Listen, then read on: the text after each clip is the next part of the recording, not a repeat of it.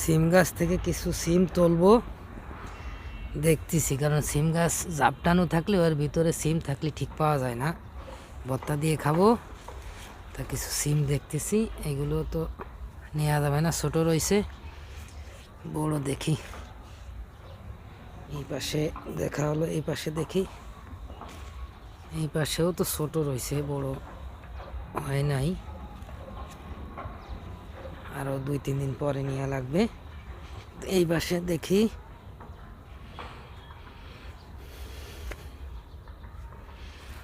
এই পাশেরগুলো একটু বড় হয়েছে।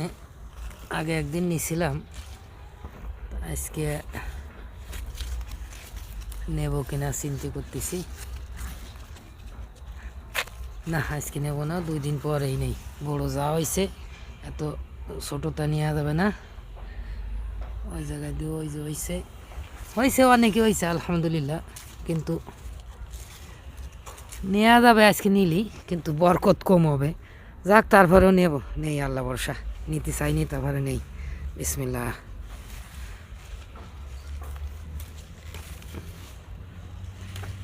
এই দেখেন, এই যে এটা নিজের গাছের জিনিস, টাটকা জিনিস, নিজের গাছের জিনিস খাওয়ার মজাই আলাদা। বাজারে তো কিনতে পাওয়া যায় সব কিছু কম বেশি, কিন্তু গাছের জিনিস টাটকা। আপনি এখন ভর্তা দেবেন, এখন কয়টা সিম ভর্তা দেবেন? 5টা 10টা সিম ভর্তা দিলেই যথেষ্ট। 10টা ছিলিয়ে নিয়ে গেলেন।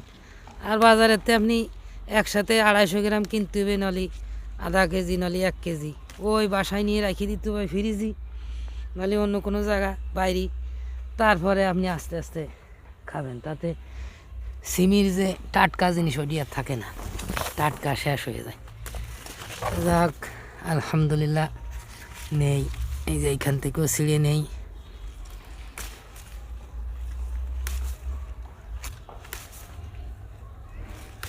ভর্তা দেবো তো 10-15টা হলেই যথেষ্ট।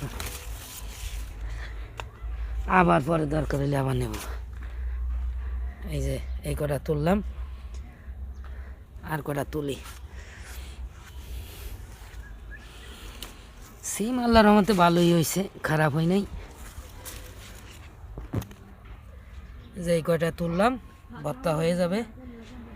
15-20টা হলেই ভর্তা হয়ে যায়। যাক, ভর্তার সিম তুললাম।